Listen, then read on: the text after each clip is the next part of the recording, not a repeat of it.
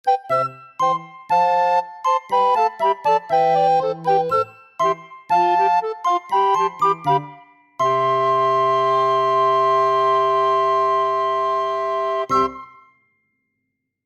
さんこんにちは。今日は硬膜の水風船が破れているのを見つけて直してくれる病院について説明します。みゆちゃん、遊んでた水風船破れちゃったね。新しいのと取り替えっこする。はいどうぞ。体の中の水風船は替えっこできないね。よく覚えてたね。硬膜の水風船、そうだね。取り替えっこできないから大事にしないとね。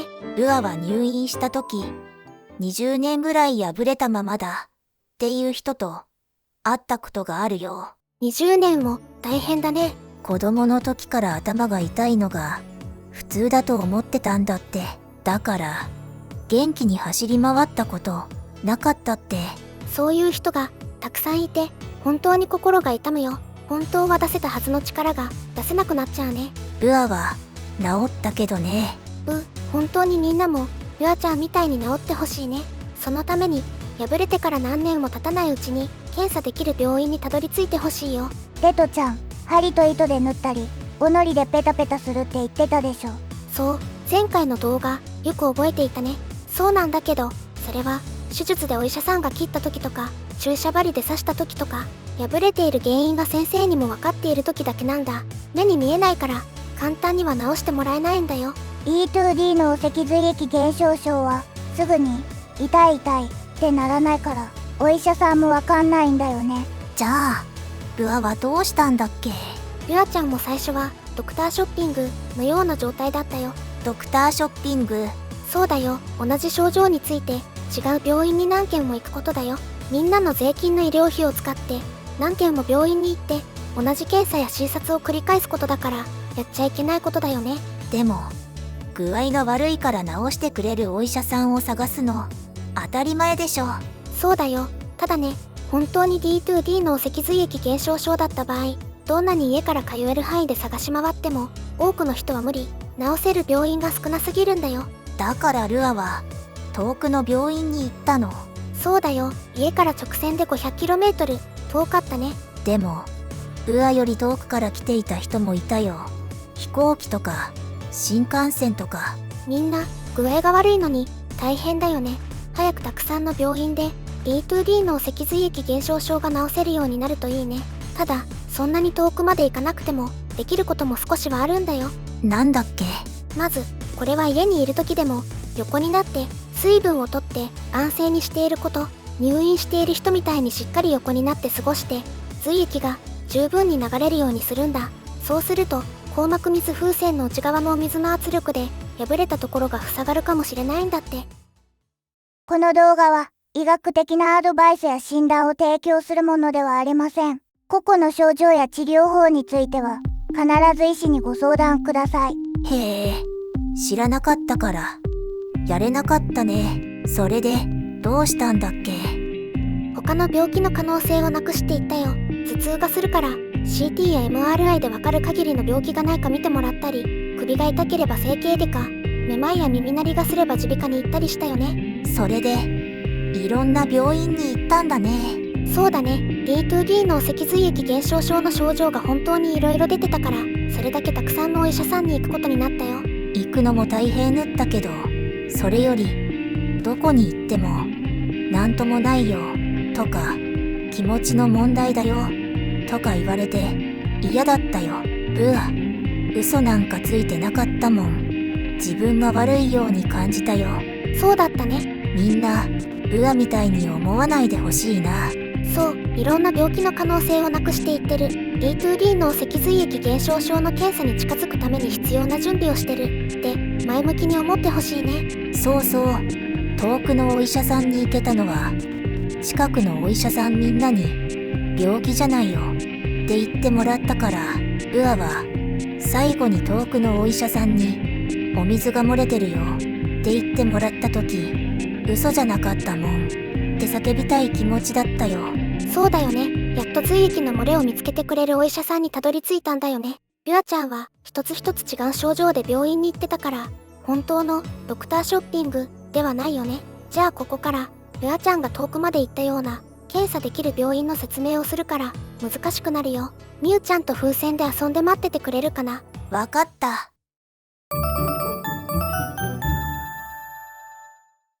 他の病気の可能性が消えたら、いよいよ D2D の脊髄液減少症の検査をしてもらえる病院で見てもらいたいと思いますよね。厚生労働省が研究班を作って、髄液漏れの診断基準も2011年にできたので、全国の病院でその基準を使って髄液漏れの検査をしてもらえてもおかしくないはずなのですが、これまで説明してきたように、D2D の脊髄液減少症の髄液漏れを明らかにして、完治につながる治療ができる病院は、全都道府県に一つずつもありませんし、2025年現在、全国的に増えるような計画も見通しも、まだ聞いたことがありません。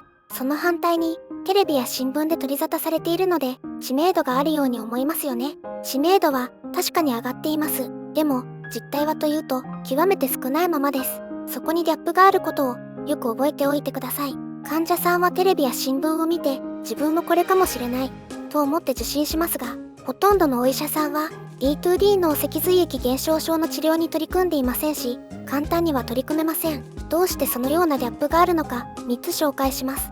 まず、1つ目、厚生労働省が髄液漏れの判定基準を示していますが、それには大掛かりでリスクを伴う検査が必要であるということ、診断基準を満たすための検査には、脳層シンチグラフィーと CT ミエログラフィー検査という医師だけでなく、検査技師や病院スタッフなども大勢関わる24時間かけた大掛かりな検査があります。それだけで、ある程度大きい病院でないと、検査ができないことがわかると思います。また、脳層シンチグラフィー検査も CT ミエログラフィー検査も、髄液の様子が映るように、硬膜の内側に検査薬を入れる必要があり、注射で硬膜に穴を開けることになります。硬膜が破れているかを調べるために、硬膜に穴を当てるのです。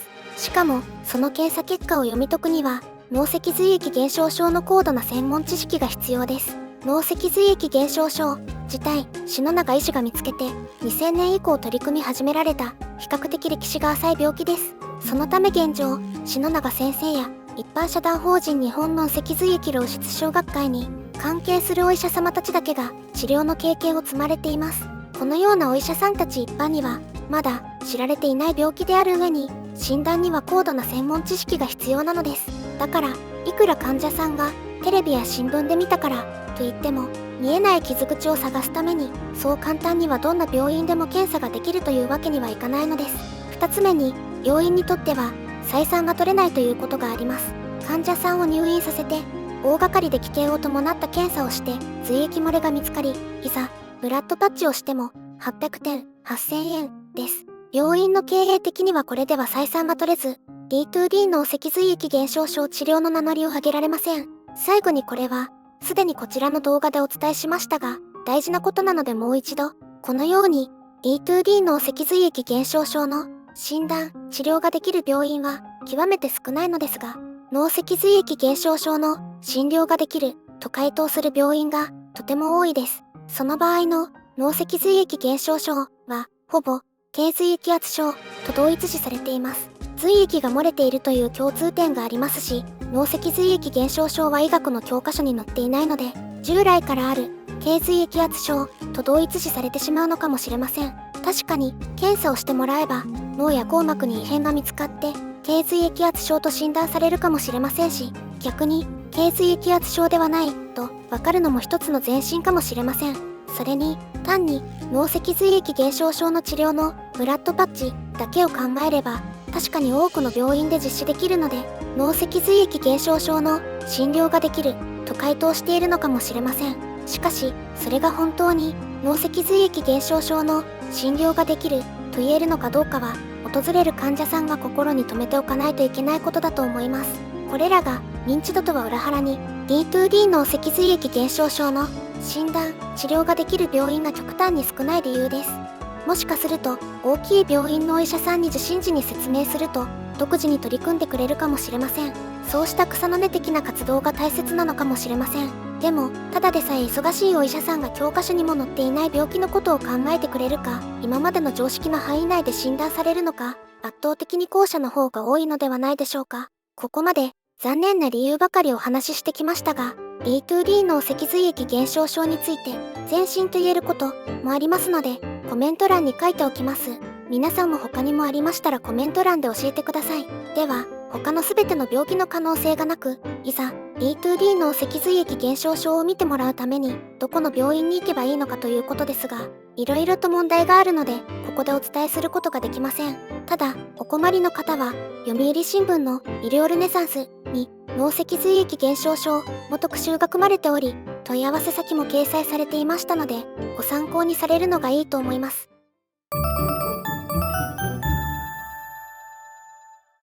おかえりルアちゃん。ただいま。風船いる？後で貸してね。それで、今日のタイトルの D2D 脳脊髄液減少症の診断、治療ができる病院、どうしたらたどり着けるの答え、ルアちゃん、言えるかな？他に、全部の病気じゃないって分かってから、脳脊髄液減少症を見てくれる病院に行ける？そうだね。最初からそうした病院に行けたらいいのだけど、ルアちゃん、この病院が少なすぎる理由のまとめ、一緒に読んでくれるかな？わかった。一つ目、厚生労働省が髄液漏れの画像判定基準を示しているから、診断できるはず。それなのに、その検査は、大掛かりで、リスクを伴う検査で、しかも基準を使いこなせるのは、脳脊髄液減少症の高度な専門知識を有する医師だけである。現在は、主に篠永医師や、一般社団法人日本脳脊髄液漏出症学会に関係する先生方たちだけが経験を積んでいる状態。つまり、検査が大変で、危険で、検査やったとしても診断が難しいから、できる先生がちょっとしかいないってこと。そうだね。二つ目、厚労省基準を満たせば、保険適用で髄液漏れを止めるブラッドパッチができる。それなのに、ブラッドパッチの診療報酬が800点という採算が取れないほどの低さだから、病院は取り組めない。つまり、安すぎちゃってできないってこと。そうだね。三つ目、自治体ホームページに載っているように、脳脊髄液減少症を見てくれる病院はたくさんあるはず。それなのに、頚椎液圧症候群と脳脊髄液減少症が同一視されてたり、ブラッドパッチができるイコール脳脊髄液減少症治療ができると思われたりしている。だから、検査をして髄液圧や普通に撮るだけの画像では正常範囲内とみなされ、脳脊髄液減少症、脳出症の診断はもらえない。このように実際そうではないのに、D2D 脳脊髄液減少症の診療は多くの病院でできると思われているから、本当に診断、治療ができる専門医がいる病院が増えない。つまり、そもそも脳脊髄液減少症って何か分かってもらってないってこと。そうだね。いや、もうそれじゃあ病院少ないはずだよ。そう、だから脳脊髄液減少症を治してくれるお医者さんを探してドクターショッピングはしないでほしいね。そうだよ。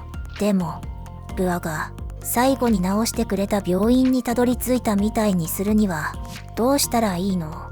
ここでは特定のお医者さんや病院の名前は言えないんだ。でも読売新聞に情報が載っていたこともお伝えしたよ。新聞に載ったんだね。それって3番目にあった低髄液圧症候群のことじゃないよね。違うよ。ちゃんと脳脊髄液減少症のことだよ。よかった。そうだ、ゆあちゃん、さっきの風船貸してくれる？ほら。この風船が硬膜だとしたら、この風船にお箸が刺さってるんだよ。割れちゃうよ。でも、そういう形なんだよ。他にも色々飛び出してる。前回の動画では、水風船って紹介したけど、実はこんな感じの形をしてる。何これ？どうしたの？わあ、何これ？こんな複雑な形から、お水が漏れているところを探し出してくれるお医者さんはすごいよね。ルアちゃんを治してくれた先生、本当にすごいね。次回は、この硬膜の形について取り上げます。他にも、これからも脳脊髄液減少症の解説やお役立ち情報をお届けしていきますので、応援してくださる方は、チャンネル登録お願いします。チャンネル登録お願いします。まとめ、メディアで取り上げられたからといって、脳脊髄液減少症と診断ができる専門医がいる病院は極めて少ないまま、探し出そうとしてドクターショッピングにならないようにする。脳脊髄液減少症、脳出症、病の検査は大掛かりで危険を伴う検査である。そのために、いずれにせよ先に他の病気の可能性をなくす必要がある。